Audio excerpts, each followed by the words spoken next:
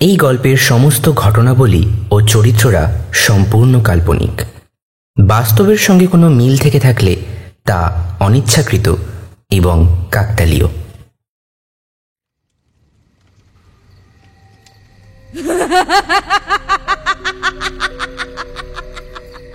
বিকট একটা অট্টহাসির শব্দে চারপাশটা ভরে উঠতে লাগলো। সাধু বাইরের দিকে তাকালেন। বাইরের দিকটা অন্ধকার। সোজা তাকিয়ে থাকলে অন্য কিচ্ছু দেখা যায় না। যেখানে সাধু বসে আছে তার চারপাশটা বাদে বাইরের সবকিছু অন্ধকার। পাথরের গুহার মাঝে সাধুর সামনে জ্বলতে থাকা একটা ধুনোর আগুনে চারপাশটা অল্প অল্প দেখা যাচ্ছে। ধুনো থেকে বেরিয়ে আসা অল্প ধোঁয়ার সাথে সাধুর সামনে জ্বলতে থাকা এক খণ্ড কাঠের টুকরোতে সাধুর মুখটা আস্তে আস্তে আলোকিত হয়ে উঠছে। সাধুর শরীর যেন এই পাহাড়ের সাথে খাপ খাইয়ে সমানে বেড়ে উঠেছে। সাধুর গায়ের কালো রঙের রং যেন অন্ধকারে মিশে যায়। দুটো বড় বড় অদ্ভুত উজ্জ্বল চোখ। এই চোখ যে কোনো মানুষের মনে ভয় সৃষ্টি করতে পারে। ডান গালের উপর লম্বালম্বিভাবে কাটা একটা দাগ। এই দাগ যা একসময় বেশ গভীর ছিল তা বোঝা যায়। আগুনে ভালো করে লক্ষ্য করলে দেখা যায় সেই দাগের ক্ষতটা মিলিয়ে এলেও তার মাঝেও যেন একটা সামান্য ফাঁক থেকেই গেছে। সাধু এবার দুপাশে মাথা নাড়ালো, তারপর বলল,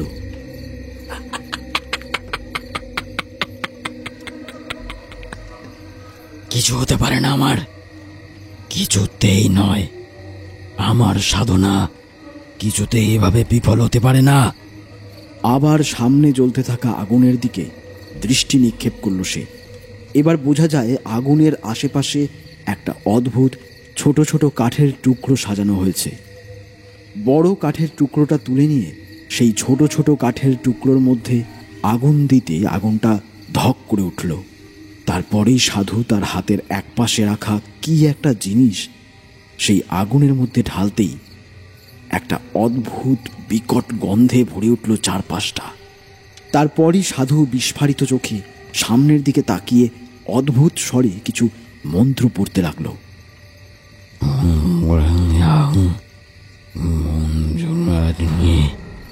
সাধু যখন চোখ খুলল তখন বাইরের অন্ধকারটা আরো গভীর হয়ে এসেছে। এদিকে ওদিকে তাকিয়ে ভেতরের অবস্থানটা সে বোঝার চেষ্টা করল, কিন্তু না, কিছুতেই কিছু বোঝা যায় না। গুহার ভিতরে সেই কটু গন্ধটা মিলিয়ে গিয়ে আরও একটা অদ্ভুত গন্ধ ছড়াতে শুরু করেছে। আর তাতেই সাধুর মুখে একটা হাসি ফুটে উঠল।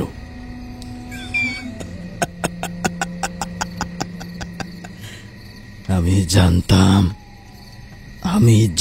আমি পারবো।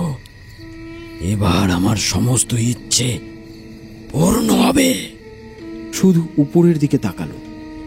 ওপরের দেওয়ালটা পাথরের।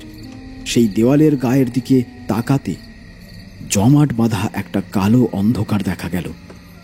অন্ধকারটা যেন পাথরের দেওয়াল দিয়ে ঠিক টিকটিকির মতো এক পাশের দিকে নেমে যাচ্ছে। জয় জয় মা, আমি পেরেছি। ওকে আমি ডাকতে পেরেছি। সেই কালো ছায়াটা পাথরের দেওয়ালের গায়ে একবার এদিক একবার ওদিক ঘুরছে। সাধু তার সামনে জ্বলতে থাকা আগুনের মাঝে ছোট্ট পাথরের মতো জিনিস আগুনের ভিতরে হাত দিয়ে তুলে নিল। আগুনের তাপ তাকে স্পর্শ করতে পারল না। ঠিক তখনই মাথার উপরে সেই পাথরের দেওয়াল থেকে একটা অদ্ভুত শব্দের সাথে একটা মূর্তি এসে নামল সাধুর থেকে মাত্র কয়েক হাত দূরে। তার অদ্ভুত লিকলিকে শরীর, তার দুটো সাদা ঘোলাটে চোখ অদ্ভুতভাবে বাইরে বেরিয়ে আছে। মুখের দাঁতগুলো বাইরে থেকেও বোঝা যায় এই যে পৃথিবীর কোনো প্রাণী নয় তা বলে দিতে হয় না। সাধু তার দিকে তাকিয়ে বলল, আজ থেকে তুই আমার আজ্ঞাবহ দাস। কাছে আয়, এদিকে আয় বলছে, আগুনের সামনে আয়। একটা শব্দ শোনা গেল। সামনের ছায়ামূর্তির মুখ থেকে বেরিয়ে আসা শব্দ নাকি বাইরে থেকে আসা বাতাসের শব্দ সেটা সহজে বোঝা গেল না। ছায়ামূর্তি হামাগুড়ি দিয়ে সাধুর দিকে এগিয়ে এলো। সামনে জ্বলতে থাকা আগুনের আলোতে সাধুর দুটো উজ্জ্বল চোখ যেন ধকধক করে জ্বলছে। তার উল্টো দিকে সেই অন্ধকার বিশাল মূর্তির ভেতর সাদা চোখও যেন দাবানলের আগুনের মতো ছড়িয়ে ফেলতে লাগলো সেই আগুনকে। আজ থেকে এই কামাক্ষার মানুষেরা বুঝতে পারবে আমায় অপমান করে ওরা কত বড় ভুল করেছে। আজ থেকে একটা একটা করে সব প্রাণ কেড়ে নেব আমি।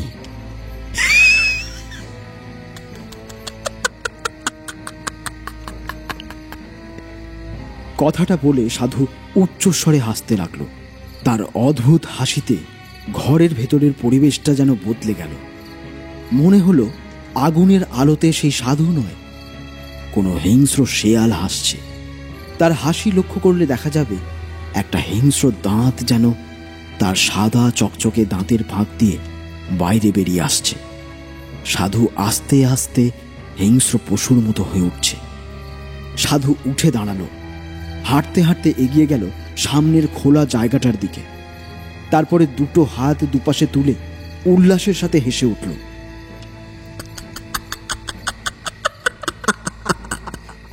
তার হাসির শব্দ ছড়িয়ে পড়তে লাগলো এপাশে ওপাশে, কিন্তু তার হাসির শব্দ কেউ শুনতে পেল না। এই পাহাড়ের ওপরের দিকে একটা গুহা রয়েছে। এই গুহার কাছে সাধারণ মানুষ সহজে আসে না, তাছাড়া তাদের এখানে আসার প্রয়োজনও হয় না। এটা কামাখ্যা মন্দির থেকে বেশ খানিকটা দূরে থাকা একটা পরিত্যক্ত অঞ্চল। সাধু একদম গুহার সামনে গিয়ে দাঁড়ালো, আর এক পা এগিয়ে গেলে নিচে অতল খাই তাকে স্পর্শ করত। হাওয়ার শোঁ শোঁ ধাক্কাটা তার গায়ে এসে লাগতে শুরু করলো। সাধুর খালি গায়ে বুকের মাঝে স্পষ্ট খাঁজ দেখা গেল। তার গোটা শরীরের মাংসপিণ্ড এবং হাড় যেন মোচড় দিয়ে উঠল কোনো এক অধীর আগ্রহের অবসান। ঠিক তখনই দেখা গেল সাধুর পেছনে হামাগুড়ি দিয়ে আগের মতোই এসে দাঁড়িয়েছে সেই কালো ছায়ামূর্তিটা। সেও তাকালো সামনের দিকে। সাধুর দৃষ্টি অনুসরণ করে দেখল বেশ খানিকটা দূরে কামাখ্যা মন্দিরের আশেপাশে গড়ে ওঠা একটা ছোট্ট গ্রামের দিকে। কিন্তু সেই কালো ছায়ামূর্তির সেই দৃষ্টিতে হিংসা আর প্রতিশোধ স্পৃহা ছাড়া আর কিচ্ছু ছিল না। তবে কামাখ্যার ওই ছোট্ট গ্রামের মানুষেরা তখনও জানত না আসলে কি এক গভীর মৃত্যুর জোয়ার ধেয়ে আসছে তাদের জীবনে।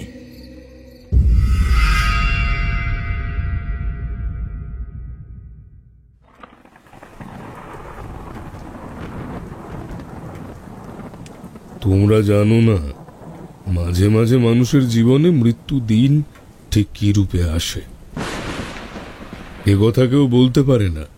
আমি তোমাদের একবারের একটা কথা বলতে পারি। সে ঘটনা আমার নিজের চোখের সামনে ঘটেছিল, যদিও তখন আমি এসেছি কলকাতায়। সেদিন কি একটা কাজে বাড়ি থেকে বেরিয়ে এসেছি। তখন দেখতে পেলাম একটা লোক একটা গরুর গাড়িতে করে যাচ্ছিল। লোকটা গরুর গাড়ির পেছনের দিকে বসে আছে। কি যে হলো, গরুর গাড়ির গাড়োয়ানটা চিৎকার করে উঠল। মনে হলো গাড়োয়ান যেন দুটো হাত দিয়ে গরুকে ধাক্কা দিয়ে সরাতে চাইছে। সে দৃশ্য দেখে গরুর গাড়ির লোকরা ও পথের একপাশে দাঁড়িয়ে থাকা আমি পর্যন্ত অবাক হয়েছিলাম।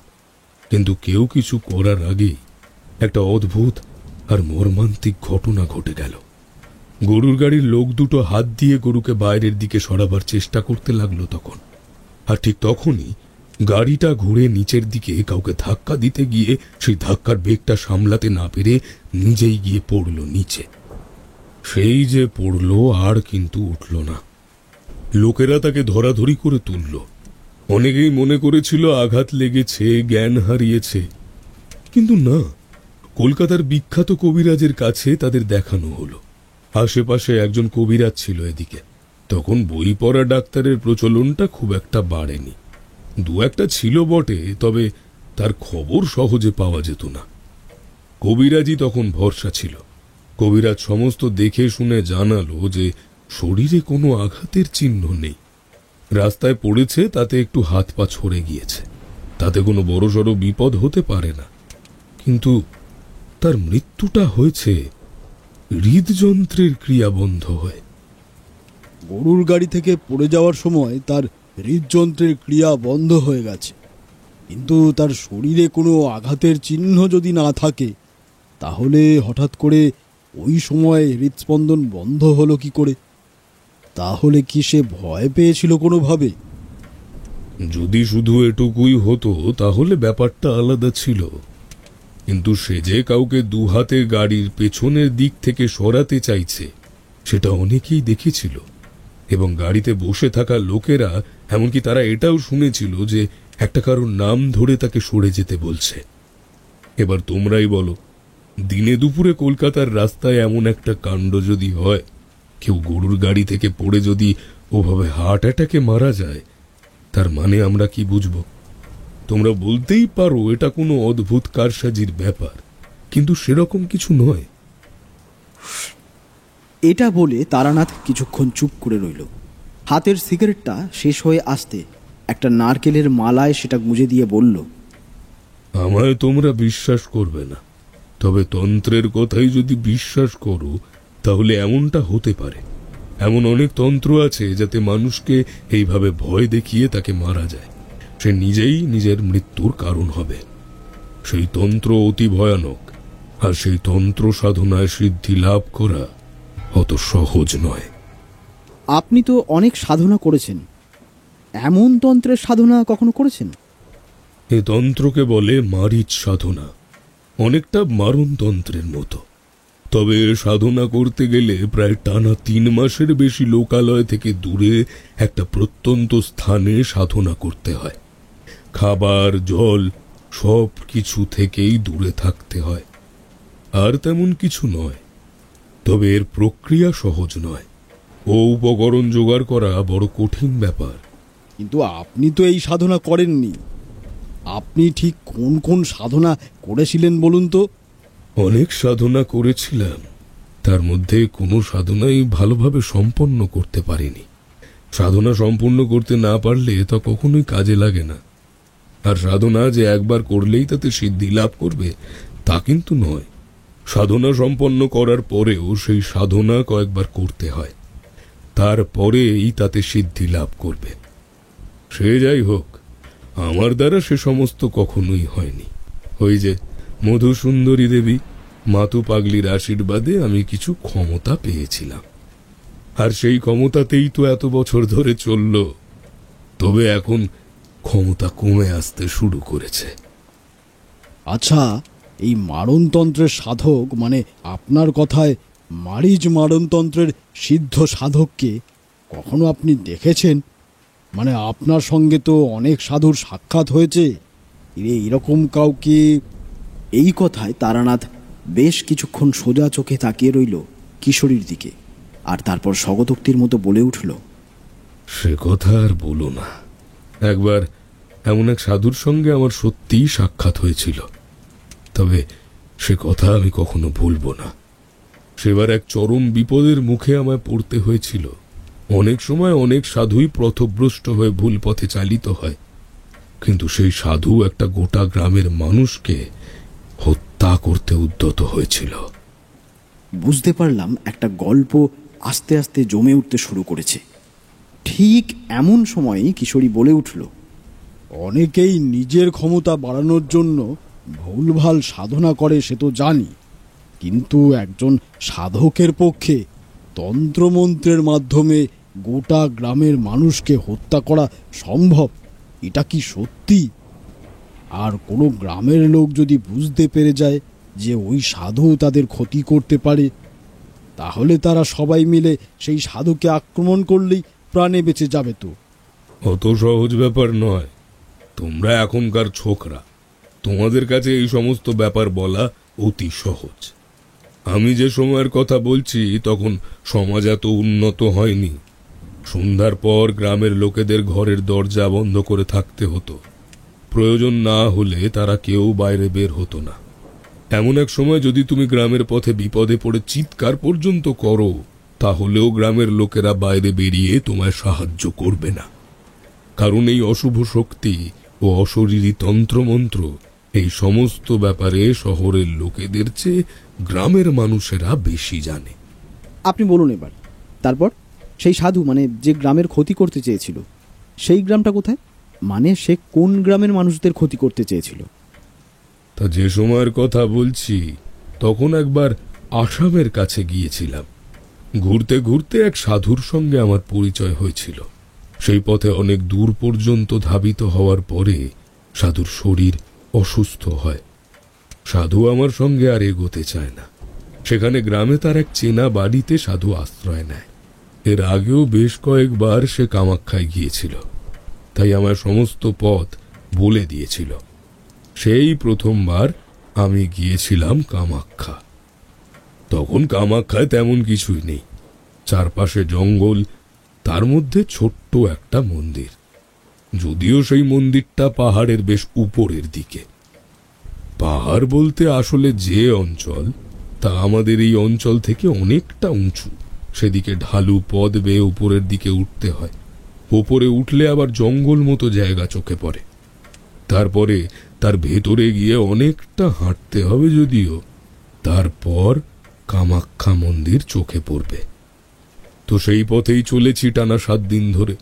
হাঁটার পরে একটা গ্রামের কাছে আশ্রয় নিয়ে জানতে পারলাম এখান থেকে কামাখ্যা হেঁটে যেতে আরো 7 দিন লাগবে। তাদের কাছে প্রথম সে সাধুর কথা শুনেছিলাম। কামাখ্যা থেকে প্রায় 2 দিনের হাঁটা পথে একটা ছোট মতো পাহাড় আছে। সেই পাহাড়ের উপরে অনেকগুলো গুহা মতো আছে। পাহাড়ের রাস্তাটা খুব একটা সহজ নয়, খাড়াই পাহাড়। পেছনের দিক দিয়ে একটা পথ আছে, তবে সেদিকে গ্রামের লোকেদের যাওয়ার প্রয়োজন হয় না। এই পাহাড়ের ঢালে সেই সাধুকে অনেকেই কয়েকবার দেখেছে। এই পাহাড়ের কোনো গুহায় নাকি সেই সাধু থাকে। আমিও মনে মনে বেশ উৎসাহ পেলাম। এমন এক সাধুর সঙ্গে সাক্ষাৎ হলে তো আমার ভালোই হবে। সেই মতো কামাখ্যা যাওয়ার বদলে পথ বদলে নিয়ে সেই পাহাড়ের দিকে এগোতে লাগলাম। প্রায় 4 দিন পরে সেই পাহাড়ের নিচে এসে পৌঁছালাম। পাহাড়ের নিচে দাঁড়িয়ে উপরের দিকটা সহজে দেখা যায় না। পাহাড়ের এখানে ওখানে ছোট খোদল মতো দেখা যায়, ওগুলোই আসলে গুহা। তার এক পাশ দিয়ে একটা পথ ঢালু হয়ে উপরের দিকে উঠেছে পাহাড়ের পিছনের দিকে। বুঝতে পারলাম ওই পথেই পাহাড়ে উঠতে হবে, কিন্তু টানা হেঁটে এসেছি, আমার হয়তো কয়েকদিন বিশ্রাম নেওয়া প্রয়োজন ছিল। এ পাহাড়ের নিচের দিকে যেখানে বড় বড় কয়েকটা গাছ রয়েছে, তার নিচেই বসলাম। আসার পথে একটা ছোট নদীর জল খেয়েছি। এখন গাছের তলায় বসতেই ক্লান্তিতে দুটো চোখ একেবারে জুড়িয়ে এলো। যখন আমি সেখানে এসে পৌঁছেছি তখন প্রায় বিকেল হয়ে গেছে। ঘুম যখন ভাঙল তখন চারপাশে অন্ধকার নামতে শুরু করেছে। অন্ধকারের মধ্যে তো আর পাহাড়ে যাওয়া যাবে না, তাই গাছের তলাতে আর একটু ভালোভাবে গুছিয়ে নিয়ে বসলাম। অনেক রাতের দিকে আকাশে তখন চাঁদ উঠেছে। এখানে ওখানে টুকরো টুকরো তারার দল দেখা যায়। হঠাৎ করে পাহাড়ের দিক থেকে ভেসে এলো একটা অট্টহাসির শব্দ। এ অট্টহাসি যেন কোনো মানুষের, তা বোঝা যায়, কিন্তু এমন বিকট ভাবে কেউ অট্টহাসি করতে পারে তা তো আমার জানা ছিল না। চমকে উঠলাম তার হাসির শব্দে, আর তারপরেই তার হাসির শব্দ ছাপিয়ে একটা অদ্ভুত শব্দ শুনতে পেলাম, যেন আরো কেউ হাসছে। কিন্তু যে হাসছে সে কোনো মানুষ নয়। সঙ্গে সঙ্গে আমার আশেপাশের পরিবেশের উপর যে একটা ভারী ভাব জমা হয়েছিল সেটা অনুভব করতে পারলাম। মন যেন আমায় কিছু একটা বলতে চাইল, বুঝিয়ে দিতে চাইল এই রাত আর 5টা রাতের মতো নয়। পাহাড়ের নির্জন স্থান আমার পক্ষে ভালো নয়, তাই গাছের তলাতেই বাকি রাতটা কোনোভাবে কাটিয়ে দিলাম। রাতের মধ্যেই আরো বেশ কয়েকবার সেই হাসির শব্দ শুনতে পেলাম। তার সঙ্গে অনেকটা উঁচু থেকে ভেসে আসা কথা শুনতে পেয়েছিলাম, তবে সেই কথার অর্থ আমি ভালোভাবে বুঝতে পারিনি। পরদিন সকালে পাহাড়ের ঢাল বেয়ে পিছনের দিক থেকে উঠে গেলাম গুহা মুখের দিকে। আসলে একই উচ্চতায় পাশাপাশি প্রায় 3টি গুহা মুখ রয়েছে। এবার বুঝতে পারলাম যে গুহামুখের সামনের দিক থেকে পাহাড় ধরে এগিয়ে যাওয়ার সামান্য একটা পথ রয়েছে। সেই পথ ধরে অতি কষ্টে সামনে এগোতে হয় বটে, তবে যাওয়া যায়। সেই পথ ধরে কোনো রকমে সামনে এগিয়ে গিয়ে একটা গুহামুখের ভেতর থেকে ঘুরে এলাম। কোথাও কিচ্ছু নেই। দ্বিতীয় গুহামুখ ঘুরে বেরিয়েও কাউকে দেখতে পেলাম না। তৃতীয় গুহার মুখের কাছে ঢুকতে যাব, এমন সময় গম্ভীরভাবে শুনতে পেলাম, কে তুই? এখানে কেন? সেই গম্ভীর গলাটা শুনে প্রথমে একটু চমকে উঠেছিলাম। আসলে এখানে যে কেউ আছে সেটা তো সত্যিই আশা করতে পারিনি। দুটো গুহামুখ পরিষ্কার ফাঁকা, সঙ্গে সঙ্গে পায়ের তলাটা কেমন যেন টলে উঠল। পায়ে হাঁটা পথটা সামান্য ছিল, চমকে ওঠার জন্য একটা পা গেল পিছলে। সঙ্গে সঙ্গে আমি খানিকটা নিচের দিকে নেমে এলাম। মনে হলো যেন এক্ষুনি এই উঁচু পাহাড় থেকে নিচে পড়ে আমার ভৌবলীলাটা বুঝি সাঙ্গ হয়ে যাবে। কিন্তু তার আগে একটা হাত আমায় ঝাপটে ধরল, তারপর একটা হ্যাঁচকা টান দিয়ে তুলে নিল ওপরের দিকে। বুঝতে পারলাম যে আমায় তুলেছে তার শরীরে বেশ জোর, না হলে এভাবে একটা হাত ধরে উপরে তুলে ফেলা সহজ ব্যাপার নয়। উপরে উঠতে চোখে পড়ল লোকটাকে। গায়ের রং কুচকুচে কালো, আমার চেয়ে আরো 1.5 গুণ লম্বা তো হবেই। কেমন একটা চেহারা তার, সেটা ঠিক বলে বোঝাতে পারবো না। তবে সে জল জলে চোখে আমার দিকে তাকিয়ে আছে। তার মুখে একটা সামান্য তাচ্ছিল্যের হাসি। আমি হাত জোর করে বললাম, সাধু বাবা, সাধু বাবা, আমি আপনার জন্য এখানে এসেছি। আপনি আপনি এখানে আছেন শুনে। কিন্তু এক্ষুনি তো এখান থেকে পড়ে ইহকাল পরকাল হয়ে যাচ্ছিল। আমার খোঁজে এখানে এসেছিস কেন? হঠাৎ করে মনের ভেতর কেমন যেন অদ্ভুত একটা অনুভূতি হলো বটে। তবে জানি উচ্চ স্তরের সাধুরা মাঝে মাঝে এমনটা করে থাকে। আসলে তাদের ভাব একটু অন্যরকম হয়। তারা চট করে নিজের কাছে কাউকে ঘেঁষতে দেয় না। আপনি কোনো এক সাধনা করতে এই পাহাড়ে এসেছেন বলে গ্রামের লোকেরা আমায় জানিয়েছে, তাই আমি আপনার কাছে এসেছি। আমার কথায় সাধুর মুখটা মুহূর্তের জন্য কেমন জানি না হয়ে গেল। তারপর বলল, কোথা থেকে আসছিস তুই? কামাক্ষার গ্রাম? না না, ওই পথে যাওয়া হয়নি। আমি উল্টো দিক থেকে আসছি। আগের গ্রামের নামটা তো ঠিক মনে নেই, যতদূর মনে পড়ছে বেরিয়ার না কি যেন। সাধু এবার যেন সন্তুষ্ট হলো। মনে হলো কামাক্ষার দিক থেকে শুনলে সে একটু রুষ্ট হতো। আমি ভেতরে ঢুকতে বুঝতে পারলাম এই গুহামুখের ভেতরে সাধু বাবা অনেক দিন ধরেই রয়েছে। চারিদিকে ছড়িয়ে থাকা কাঠ কয়লা, ধুনি, গাছের ডাল আরো অনেক কিছুই রয়েছে, যা সাধনা এবং পূজা সামগ্রীর উপকরণ। আমায় সেই ঘরের মধ্যে এক পাশে বসতে দিয়ে লোকটা অন্য পাশে পাথরের দেওয়ালে হেলান দিয়ে বসল। আমি অনেক দিন ধরেই এখানে একা একা আছি। কম করে 3 মাস তো হবেই। এর মধ্যে কেউ এই জায়গার খোঁজ পায়নি। তুই খোঁজ পেয়েছিস, তাই একটু অবাক হয়েছিলাম। তোকে দেখে তো মনে হচ্ছে তুই নিজেও একজন সাধক, কিন্তু আমার সঙ্গে যে তোর থাকা হবে না। আমি হাত জোর করে বললাম, বিশ্বাস করুন সাধু বাবা, আমি আপনাকে কোনো রকম বিরক্ত করব না। আমি শুধু আপনার সান্নিধ্যে থাকতে চাই। তা আমি বুঝতে পারছি, কিন্তু আমি এক সাধনায় লিপ্ত রয়েছি। এখন সেই সাধনা সম্পূর্ণ না হওয়া পর্যন্ত আমি তোকে এখানে রাখতে পারবো না। অন্তত মাসখানেক পরে তুই যদি এখানে আসিস, তখন আমি তোকে আমার সঙ্গে রাখতে পারবো। এখান থেকে তখন আমি আরো উত্তরের দিকে যাব। তোকে তখন না হয় নিয়ে যাব আমার সঙ্গে। এই কথায় বেশ সন্তুষ্টই হলাম। বললাম, সাধনা? তা কি সাধনা? মারিচতন্ত্রের নাম শুনেছিস? সত্যি বলতে মারিচতন্ত্রের নাম আমি শুনেছিলাম, কিন্তু কোনো কারণে তা ভুলে গিয়েছিলাম। আসলে সেটা যে মরণতন্ত্র আমি ঠিক ধরতে পারছিলাম না। নাম তো শুনেছি বলেই মনে হচ্ছে, তবে পরিষ্কারভাবে না কোনো কিছুই মনে পড়ছে না। সেটাই স্বাভাবিক। এই তন্ত্র অতি সহজ নয়। এই তন্ত্রে সিদ্ধি লাভ করতে গেলে সাধককে অনেক পরিশ্রম করতে হয়। সাধুর কথার মধ্যে একটা আত্ম অহংকার বারবার ফুটে উঠছিল। আমি অবাক হয়ে দেখছিলাম সাধুকে।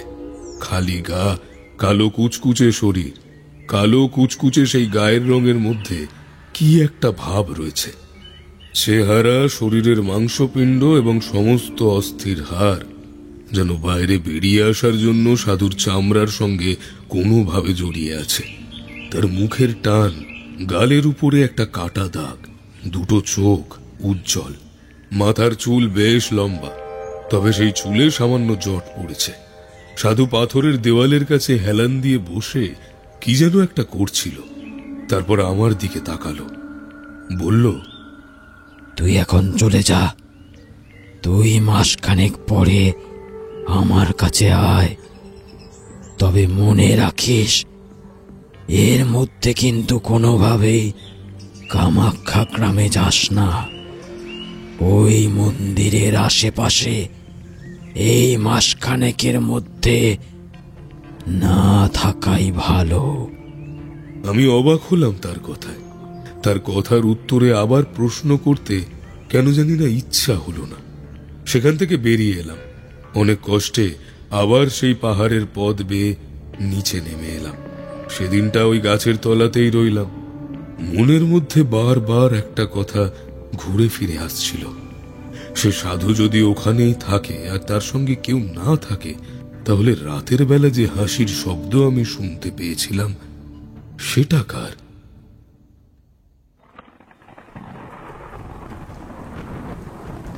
এক টানা এতটা কথা বলে তারানাথ চুপ করতে এবার কিশোরী বলে উঠল, কিন্তু আপনি তো শুনেছিলেন একটা হাসির শব্দের সঙ্গে আরও কিছু একটা, মানে অন্য একটা শব্দ।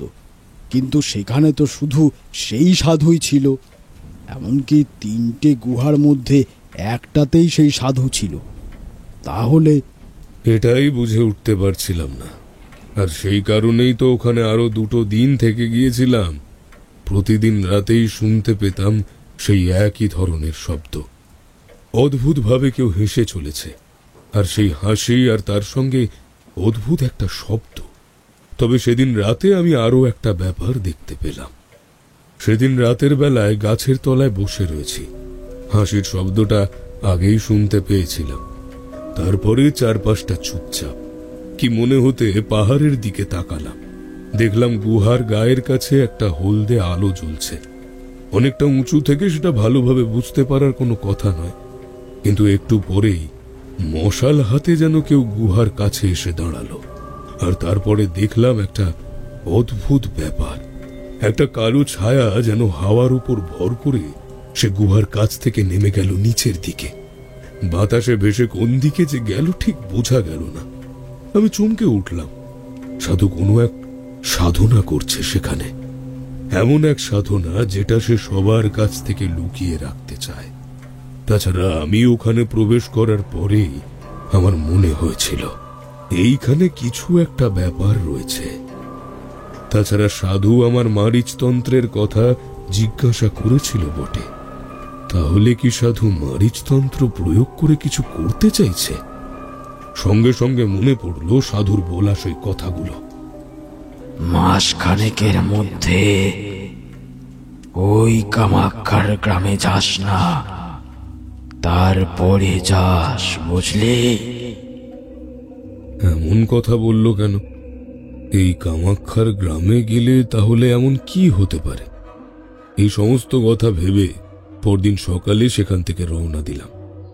প্রায় 3 দিন পায়ে হেঁটে কামাখ্যার কাছে এসে পৌঁছালাম। আগেই বলেছি, এখানে চারপাশে ঘন জঙ্গল, আর শেষের দিকে মন্দির। আশেপাশে 2-1 ঘর বসতি গড়ে উঠেছে সবে, তা নিয়েই ওই গ্রাম। আমি যখন এসে ঢুকেছি তখন প্রায় বিকেল শেষ হয়ে এসেছে। গ্রামে ঢুকতেই একটা লোকের সঙ্গে দেখা হলো। তার মুখে যেন একটা ভয়ের চিহ্ন, কপালে বিন্দু বিন্দু ঘাম। সে দ্রুত হেঁটে কোথাও একটা যাচ্ছিল। আমার সঙ্গে দেখা হতেই থমকে দাঁড়ালো। বললাম, বলছি যে কামাখ্যার মন্দির এখান থেকে কতটা দূর? তা খানিকটা সময় লাগবে, কিন্তু আপনাকে তো ঠিক চিনলাম না। হ্যাঁ, তুমি চিনবে না, আমি বহু দূর থেকে আসছি। লোকটা একটু ইতস্তত করলো।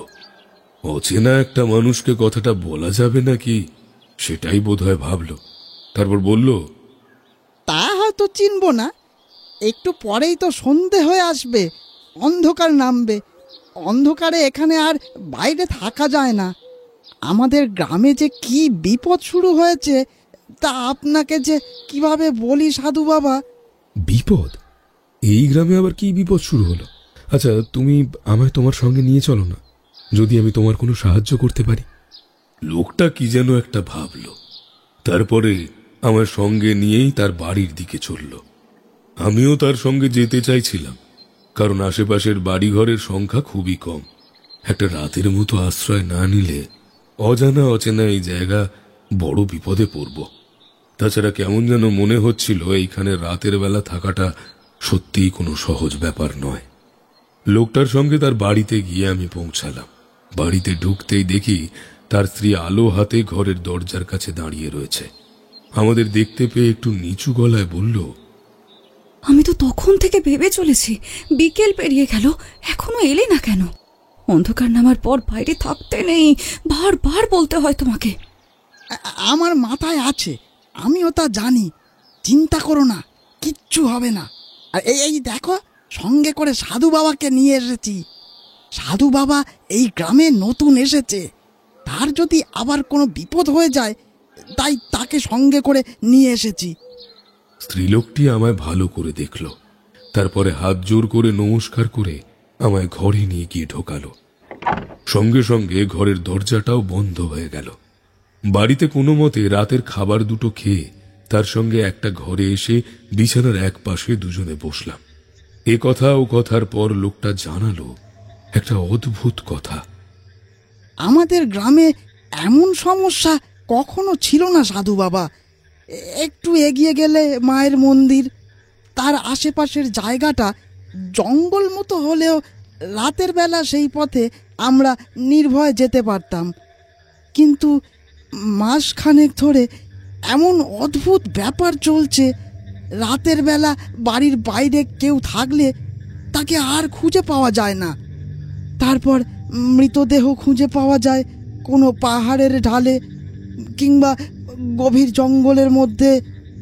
সেই মৃতদেহ দেখলে যে কেউ ভয় পাবে, যেন যে হিংস্রভাবে কেউ আঁচড়ে কামড়ে ছিন্ন ভিন্ন করে মেরে ফেলেছে। কোনো হিংস্র জন্তুর কাজ হতে পারে বলে আমরা প্রথমে ভেবেছিলাম, তাই সে জন্তুর খোঁজও আমরা করি। কিন্তু আমরা বুঝতে পারি এ কোনো জন্তুর কাজ হতে পারে না। তার একটা কারণ হলো, আঁচড়ে কামড়ে মৃতদেহ ক্ষতবিক্ষত করলেও শরীরের মাংস কিন্তু খায় না। তা বলছিলাম, রাতের বেলায় এসব হচ্ছে যখন, এই গ্রাম তো খুব একটা বড় নয়, মনে হয় বড় জোর 12 কি 13টা ঘরের বসতি। রাতের বেলা পাহারার ব্যবস্থা করলেই তো। আপনার কি মনে হয় সাধু বাবা, আমরা সে চেষ্টা করিনি? রাতে পাহারার ব্যবস্থা করেছি, কিন্তু তারপরেও এমন ব্যাপার ঘটছে। যারা পাহারা দেয় তাদের মধ্যে থেকে দু একজন এমনভাবে নিখোঁজ হয়ে যায়। আর পাহারা দিতে গেলে তো আরও সমস্যা, বাকিরা যারা পাহারায় থাকে তারাও ভয় পেয়ে যায়। একবার 6 জন পাহারায় ছিল, তারা একসাথেই ছিল। একজন যেই একটু আলাদা হয়েছে, তার চিৎকারে গোটা গ্রাম যেন কেঁপে উঠল। তাকে আর খুঁজে পাওয়া যায় না। পরদিন সকালেই তাকে মন্দিরের পিছনের দিকে একটা জঙ্গলের মধ্যে খুঁজে পাওয়া গেল। তার মাথাটা যেন কেউ টেনে হিঁচড়ে ঘাড় ভেঙে এক পাশে ঝুলিয়ে রেখেছে, গোটা শরীর ক্ষতবিক্ষত। লোকটার কথা শুনে কিন্তু বেশ অবাক হলাম।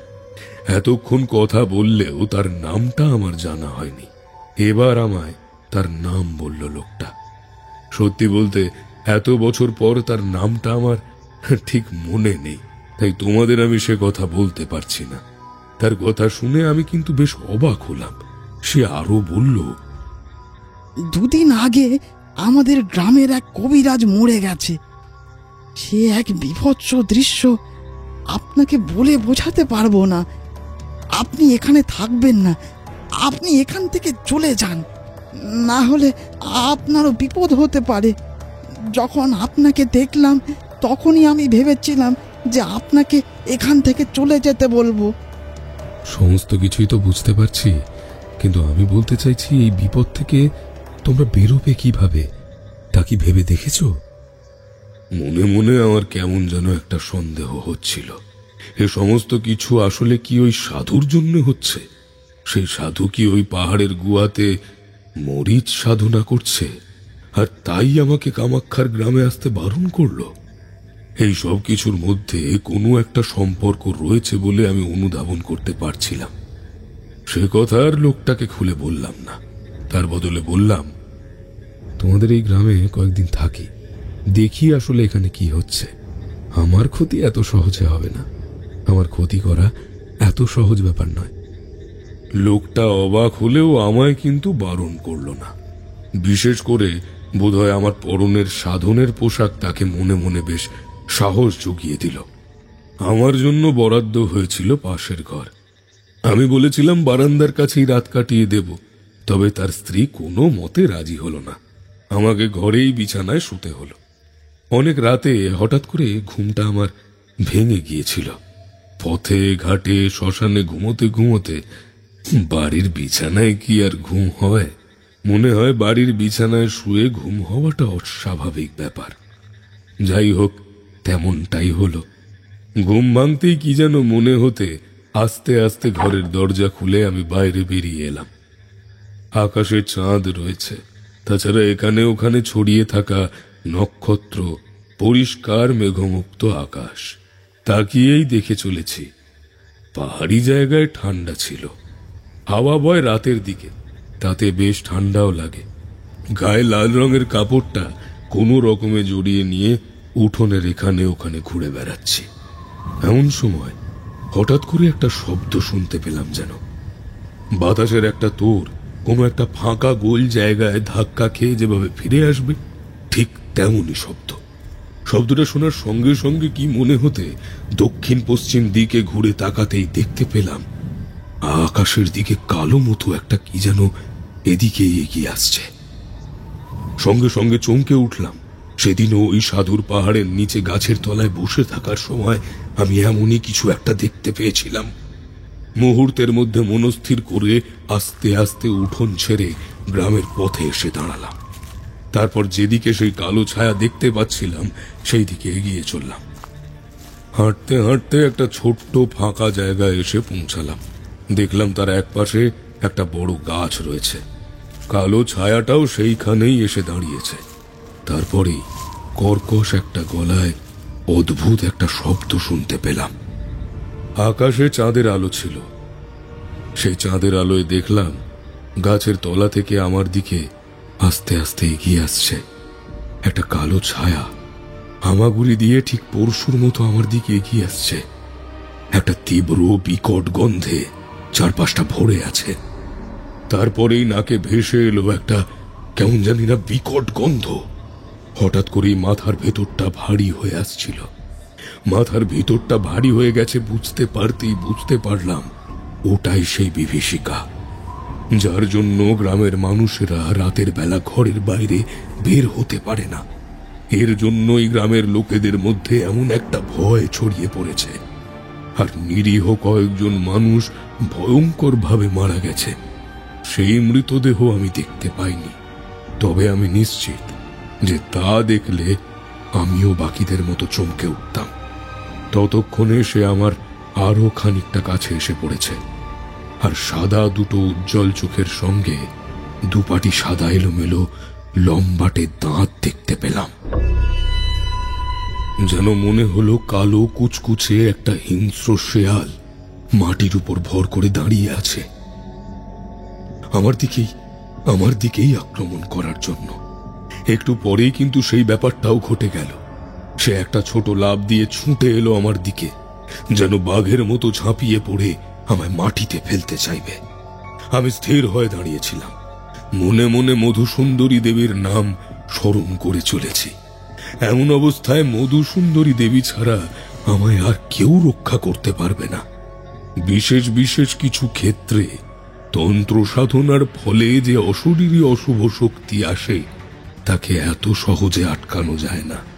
আমি নিজের চোখের সামনে দেখতে পাচ্ছি সে ঝাঁপিয়ে পড়েছে আমার দিকে, আর এক মুহূর্তের মধ্যে আমার গায়ের উপর এসে পড়বে। তার দুটো উজ্জ্বল চোখ আমার থেকে মাত্র কয়েক হাত দূরে। পাথরের উপর দিয়ে শোঁ শোঁ করে একটা বাতাস বয়ে গেল। বুকের ভেতরটা যে কেঁপে উঠল, না সে কথা বলতে পারবো না। তার দুটো হাত এগিয়ে এসেছে আমার দিকে। কালো কুচকুচে সেই মূর্তির গোটা শরীরটা কেমন যেন অদ্ভুত। কালো শরীরের পিছনের দিকে পিছনের সেই বড় গাছটা আমি দেখতে পাচ্ছি। কিন্তু এসব কিছু মুহূর্তের জন্য হলেও আমার মনে হলো যেন অনেকক্ষণ আমি সেখানে দাঁড়িয়েছিলাম। আর তারপরেই একটা বীভৎস চিৎকারের শব্দ শুনতে পেলাম, যেন সে ছায়া মূর্তিটার দিক থেকে ঠিক আগের মতোই একটা কান ফাটানো শব্দ ভেসে এলো। একসাথে অনেকগুলো পাখি ডানা ঝাপটিয়ে উঠলে যেমন শব্দ হবে তেমনই একটা শব্দ। আর তার সঙ্গে সঙ্গে আমার চোখের সামনেটা কেমন যেন ধোঁয়াটে হয়ে গেল।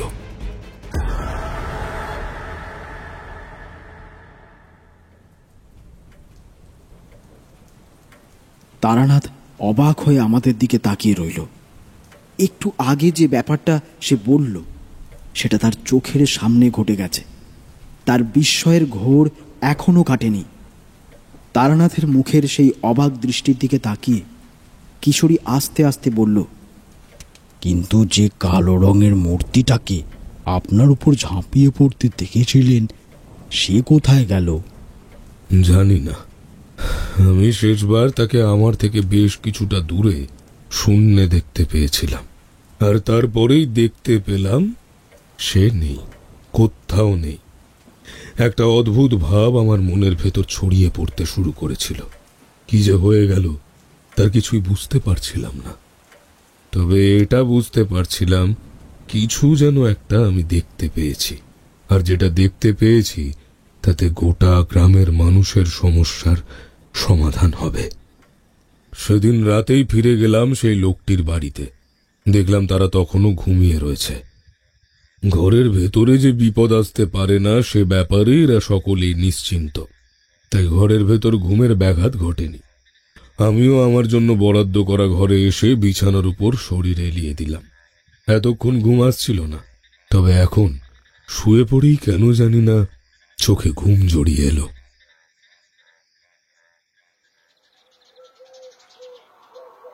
কি বলছেন আপনি? আপনি কাল রাতে বেরিয়েছিলেন আর ওইখানে কাল রাতে আপনি তার দেখা পেয়েছেন? কিন্তু এর আগে পর্যন্ত যারা তার দেখা পেয়েছে তারা সবাই মারা গেছে। আপনার কিছু হয়নি, তার মানে আপনি নিশ্চয়ই... আরে তেমন কোনো ব্যাপার নয় আসলে। তার মানে আপনি সেই মানুষ, আপনার জন্যই আমাদের গ্রাম অপেক্ষা করে আছে। দেখলাম লোকটা আমার দিকে তাকিয়ে থাকার দৃষ্টিটা কেমন যেন বদলে গেছে। সে সঙ্গে সঙ্গে হাত জোড় করল। তার চোখে একটা উজ্জ্বল দৃষ্টি। বহুকাঙ্ক্ষিত কিছু একটা পেয়ে গেলে মানুষের চোখে মুখে যেমন একটা ভাব থাকে, ঠিক তেমন একটা দৃষ্টি নিয়ে সে আমায় দেখছে।